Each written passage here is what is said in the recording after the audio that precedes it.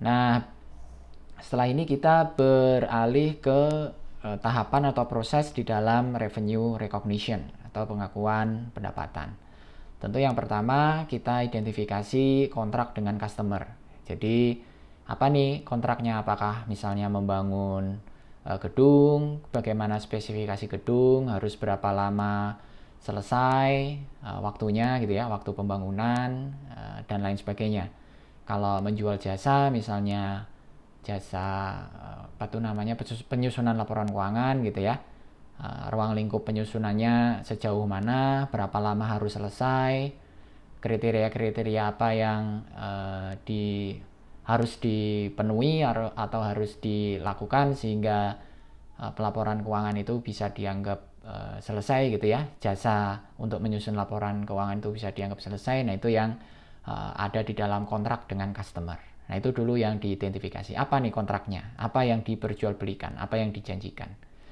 Terus kemudian yang kedua identifikasi ya, performance obligation yang dipersyaratkan dalam kontrak. Jadi pemenuhan kewajiban dalam kontrak itu dilakukannya dengan mekanisme apa gitu, dengan transaksi bagaimana. Nah ini ada tipe-tipe transaksi yang dilakukan ya di dalam kontrak secara umum. Nah kalau menjual inventory barang dagangan ya berarti diakuinya itu revenue of sales gitu ya, pendapatan dari penjualan. Kapan harus diakui? Ya pada saat tanggal penjualan atau pada saat tanggal penyerahan barang ya, date of delivery, tergantung dari sistem pengiriman barangnya. Apakah free on board, destination point, atau shipping point. Nah itu kalau kita ngomongin date delivery ya sebagai point of recognition. Terus kalau jualannya itu jasa gitu ya, misalnya edit video atau konsultasi hukum atau penyusunan laporan keuangan atau jasa audit gitu, itu kan service semua tuh, jasa. Nah berarti revenue-nya itu diakuinya sebagai ya pendapatan jasa ya, revenue of service. Terus kapan diakui pendapatan jasa itu? Pada saat service itu sudah dilakukan, jasa itu sudah dilakukan. Misalnya kalau edit video ya editing videonya sudah selesai, kalau konsultasi hukum berarti pendapat hukumnya sudah dibuat. Nah itu berarti service perform gitu, sudah dilakukan. Dan kemudian diberikan invoice. Di sini yang disebut dengan billable. Jadi sudah bisa ditagih gitu. Ini point of recognition-nya. Terus kemudian kalau kontraknya itu berupa sewa ya, berarti proses mekanisme atau transaksinya adalah permitting use of an asset ya. Jadi diperbolehkannya aset itu digunakan oleh si penyewa. Itu.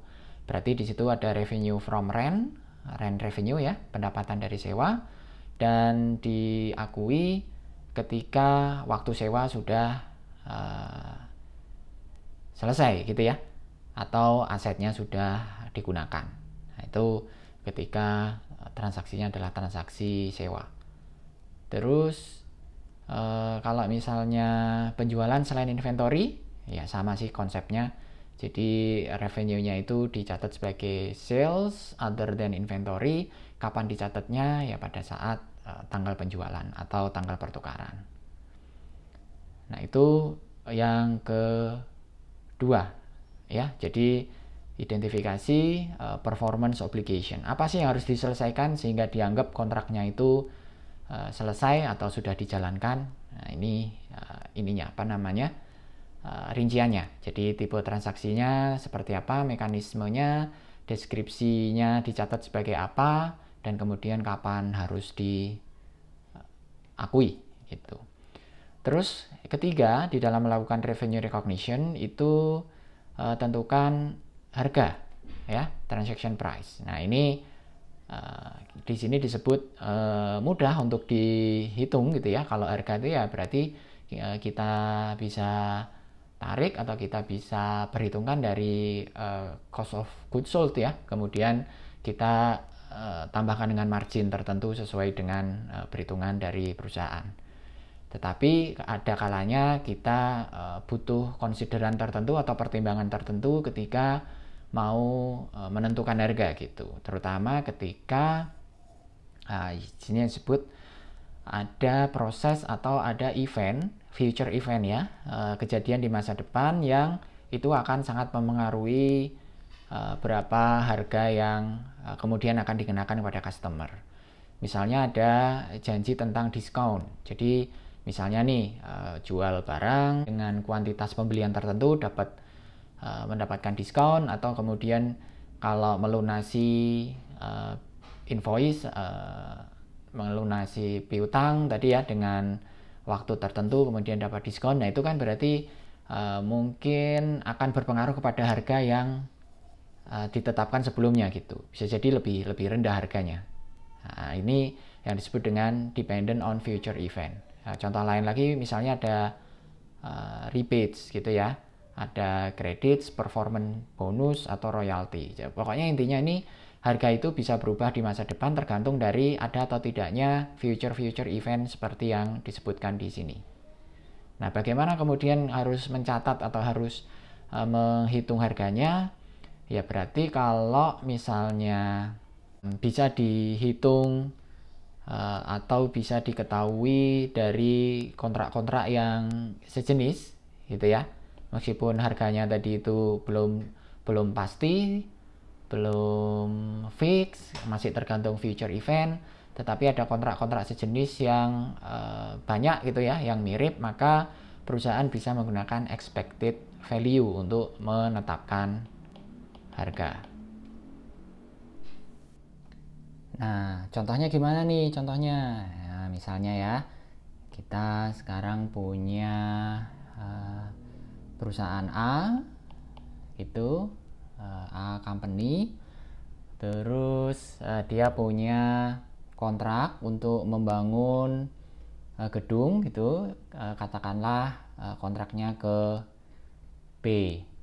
Nah, kontrak yang serupa seperti ini, pembangunan gedung dalam contoh ini ya, itu sudah A itu sudah punya banyak pengalaman atau sudah punya kontrak yang sejenis gitu. Jadi dia udah punya pengalaman sebelumnya tentang bangunan gedung ini. Nah, katakan ya kontrak ini bunyinya adalah kalau kontraknya selesai tepat waktu, itu berarti on schedule ya.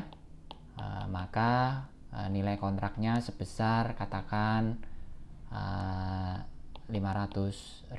Ini untuk sederhananya saya tulis saja ya, $500 itu akan dibayarkan ke A gitu.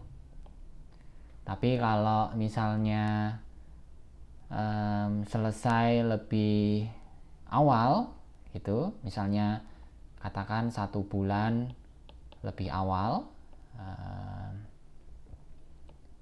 in advance, lebih awal, maka pembayarannya itu 750 gitu ya. Jadi dapat insentif nih A karena selesai lebih awal itu. Terus kemudian kalau bisa diselesaikan 3 bulan sebelumnya, maka nilai kontraknya itu berubah lagi. Jadi misalnya 1.000 gitu ya, secara insentif, untuk insentif kepada A agar menyelesaikan kontrak lebih awal.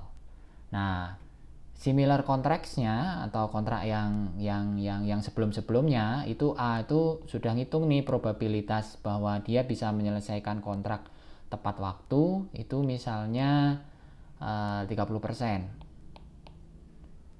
Terus bisa lebih cepat 1 bulan itu katakan misalnya 50%. Terus bisa lebih cepat 3 bulan sebelumnya itu berarti katakan 20%. Nah, ini kan kemudian bisa kita hitung nih weighted amount-nya gitu ya. Jadi 500 kali 30% itu 150. 750 kali 50% 375. 1000 kali 20% itu berapa? 200. Nah, berarti kalau kita total, kita jumlahkan nih berarti berapa? 5725 ya. Nah, inilah expected amount yang bisa dicatat oleh A, revenue recognition gitu, bahwa dari kontrak ini A bisa menerima total revenue atau price ini tadi ya sebesar 725. Itu. Nah, sekali lagi kalau punya kontrak yang similar karakteristiknya atau mirip-mirip gitu. Nah, kalau tidak bagaimana? Ya, kalau tidak kita pakai yang kedua, yaitu most likely amount. Jadi apa tuh namanya? Nilai yang most likely gitu ya, yang kemungkinan akan didapatkan oleh si A company tadi. Ini kita masih pakai contoh yang sama.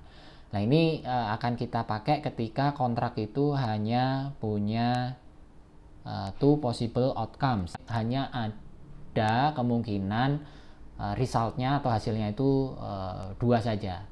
Nah, contohnya bagaimana? Nah, misalnya ini A company punya kontrak dengan B.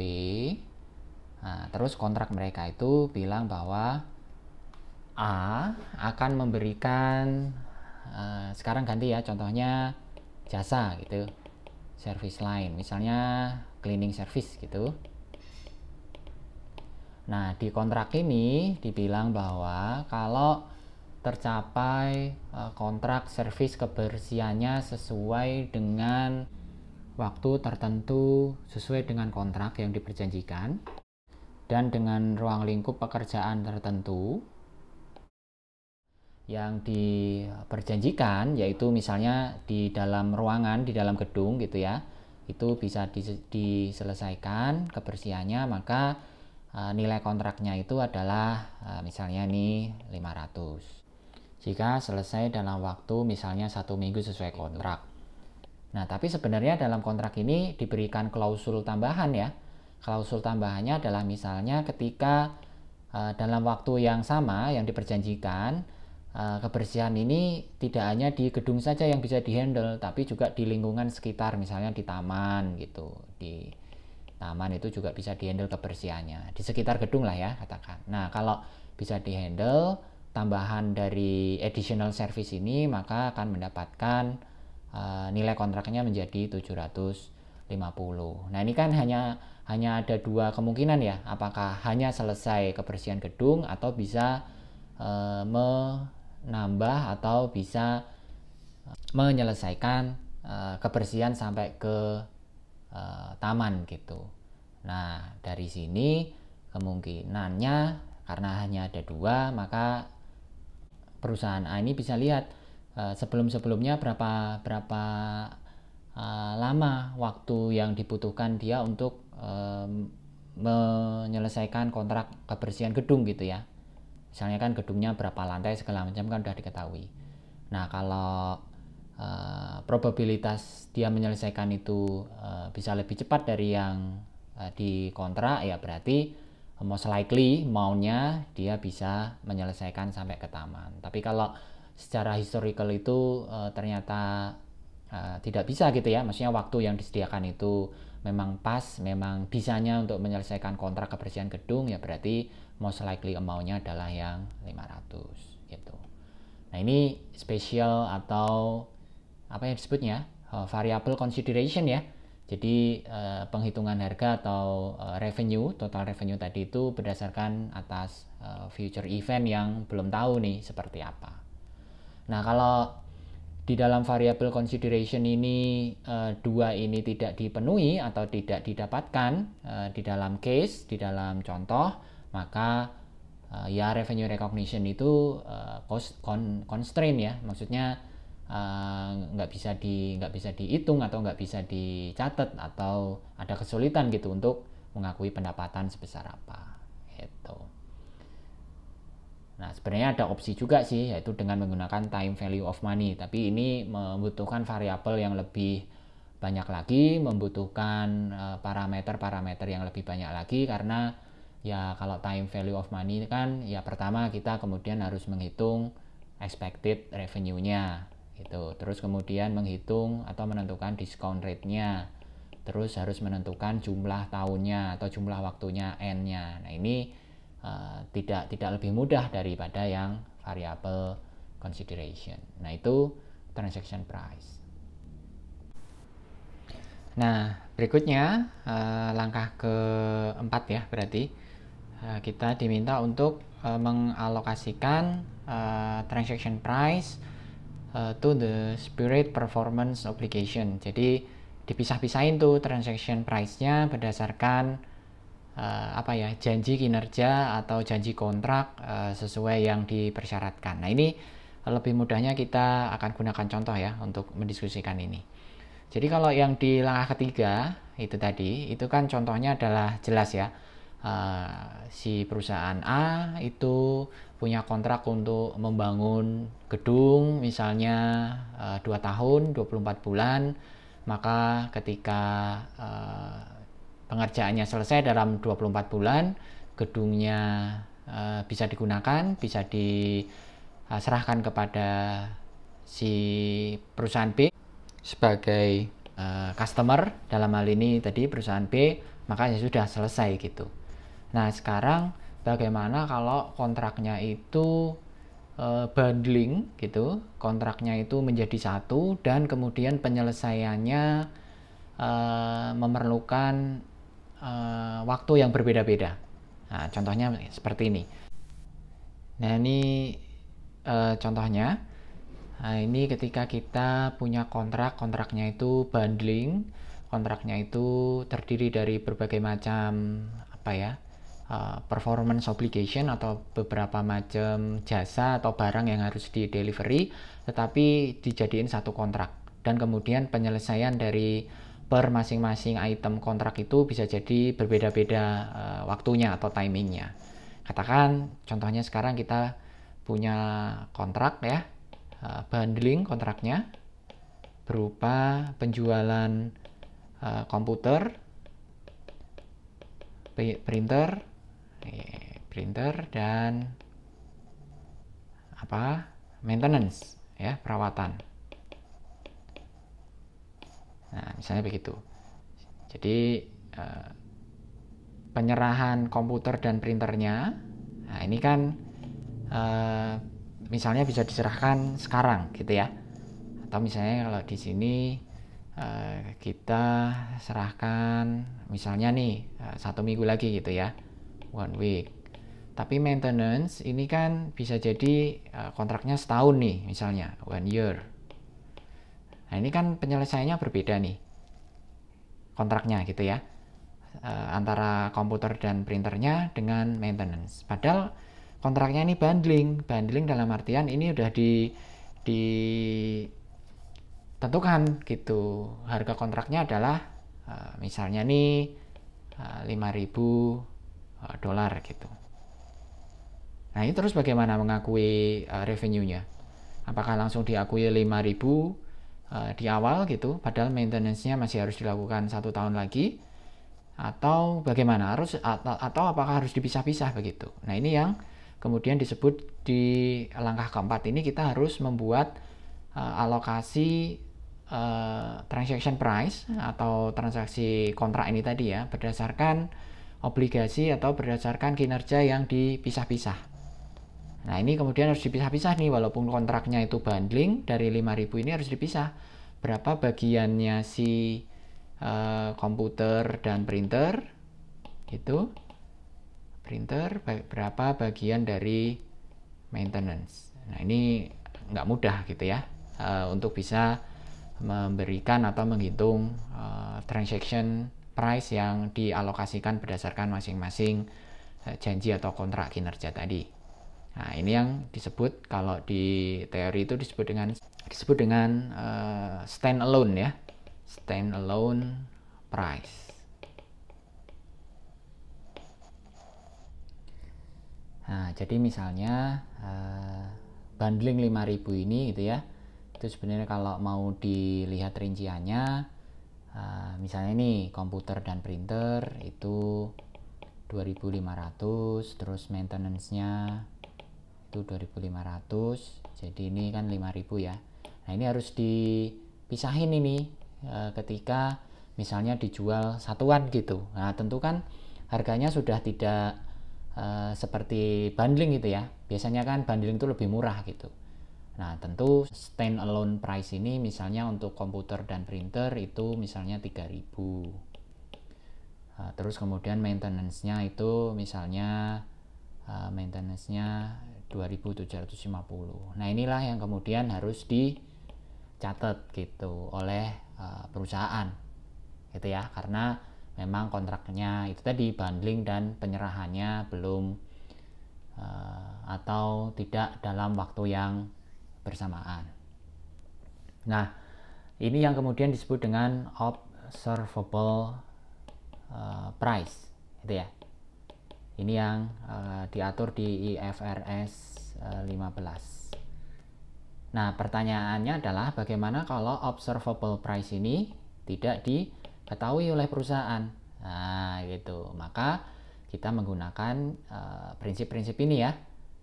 Ya, ini unobtainable, jadi tidak bisa diperoleh, ada allocation price-nya, observable price-nya. Maka yang digunakan adalah pertama menggunakan adjusted market assessment approach. Jadi lihat tuh kompetitornya jual komputer dan printer berapa. Nah, itu yang kemudian dipakai. Atau kalau itu juga tidak didapatkan, maka kita bisa memakai expected cost plus margin. Jadi kira-kira harga pokok komputer dan printer atau harga pokok dari pemberian jasa maintenance komputer tadi itu berapa. Terus kemudian ditambahkan dengan margin tertentu. Nah, itu yang kita hitung sebagai standalone price tadi ya. Terus kalau ternyata dua ini tidak bisa dapatkan datanya, bagaimana menghitung standalone dari price? Ya, kita memakai residual approach, yaitu ya total transaksinya tadi berapa yang bisa didapatkan gitu ya. Misalnya tadi didapatkan harganya 5.000 gitu. Terus harga yang bisa di observable yang bisa diperoleh berapa? Misalnya 2.000 gitu. Nah, berarti standalone price-nya itu adalah 3.000 gitu. Ini pakai residual approach atau sisa. Nah, kemudian setelah selesai baru dilanjutkan di langkah kelima, ya sudah kita recognize revenue atau kita akui pendapatan ketika kinerja tadi atau kontrak sebagaimana yang diperjanjikan itu sudah diselesaikan kewajibannya. Jadi perusahaan itu sudah punya hak untuk menagih gitu ya, untuk mengirimkan invoice, atau perusahaan itu sudah mentransfer kepemilikan secara hukum, apakah misalnya sertifikat atau misalnya surat kepemilikan apa namanya, kalau kendaraan tuh BPKB gitu ya, yang pokoknya dokumen hukum itu kemudian bisa dijadikan tanda bukti bahwa kepemilikan aset itu sudah berpindah gitu. Atau penyerahan secara fisik aset kepada buyer itu juga membuat perusahaan bisa mencatat revenue-nya. Atau customer-nya sudah menguasai dalam artian risk and rewards-nya dari kepemilikan aset itu sudah berpindah ke customer, misalnya gedung gitu ya, si pembeli gedung atau rumah katakan gitu ya, lebih sederhana, rumah itu sudah bisa dikontrakkan oleh si pembeli. Nah, itu berarti rewards-nya kan sudah berpindah tadi, maka itu kita bisa mencatat revenue atas penjualan rumah tadi. Berikut juga misalnya resiko terhadap rumah tadi itu juga sudah berpindah ke si buyer oleh si pembeli gitu ya. Misalnya ada rusak segala macam, itu sudah tanggung jawabnya dia. Nah, itu berarti atas penjualan rumah tadi kita sudah bisa catat revenue-nya. Atau yang terakhir adalah si customer itu sudah menerima aset yang diberikan ke mereka.